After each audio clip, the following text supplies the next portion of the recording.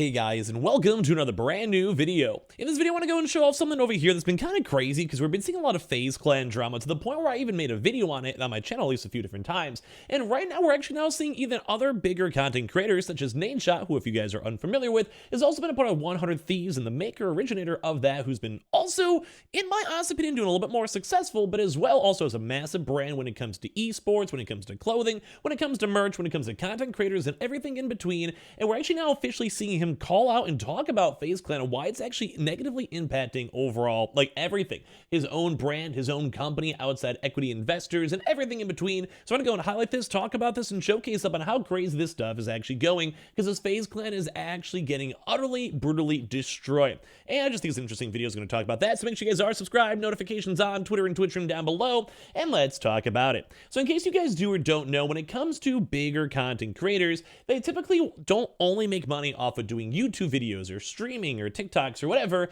They make, number one, a lot more money by doing brand deals and working with companies, or number two, if you get to the very, very pinnacle, sometimes you end up into big equity investments. You have people who want to go and buy parts of your brand, and sometimes this also goes up to the stock market, and which is kind of typically where all these equity folks get a lot of money, or it's day one, the stock goes and explodes, and you can finally go and liquidate out your random equity or shares or preferred equity in the companies as you invested in. Let's go and say you have a company that's worth, say, $5 million at the time. Some guy's like, hey, I'll give you $1 million right now for 20%, and we could use that $1 million to grow the company, get more hires, and then over time, because it was a good vision, good concept, or good idea, then it turns into a $100 million company. Then your random $1 million invested turns into then $20 million. You sell on the stock market, and you make a pretty good buck. Pretty much just the overall investment of angel investors and overall equity investors. And this is where Nadeshot's kind of talking about this a lot, where I'm going to show you guys up a clip over here from him talking about Faze Clan and talking about the success and the lack of it and where it's actually affecting his own brand and the overall gaming community as a whole.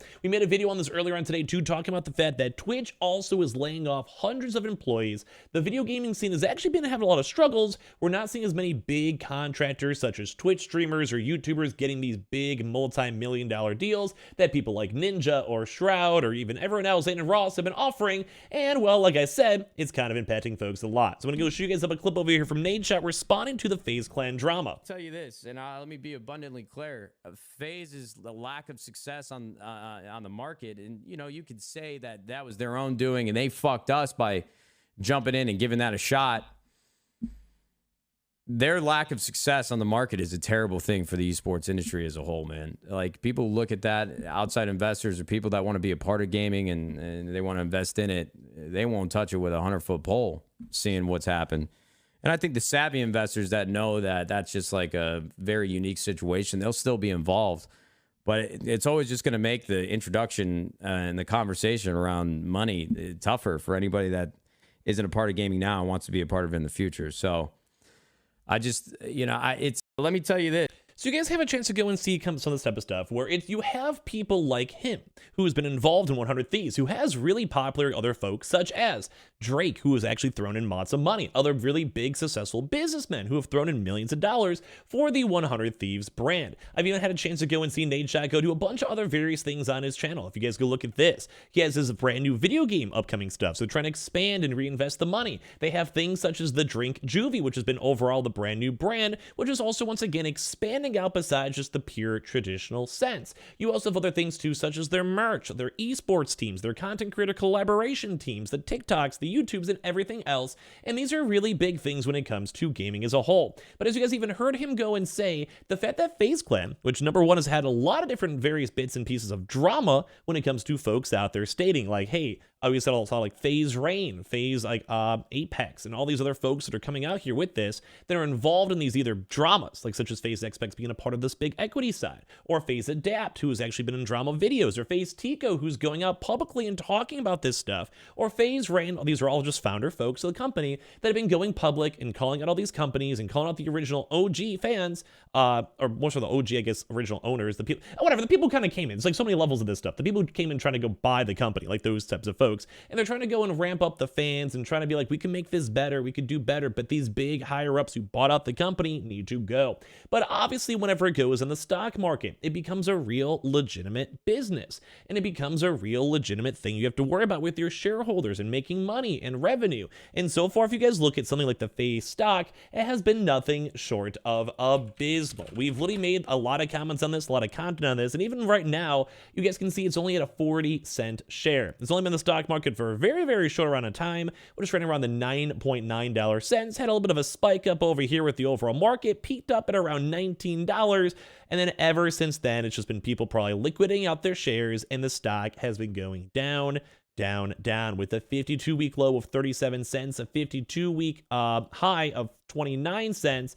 If you guys just even look at the stock, it's down 96% on the year, which is absolutely dreadful, absolutely awful, and it's just not good. It's just not a good situation.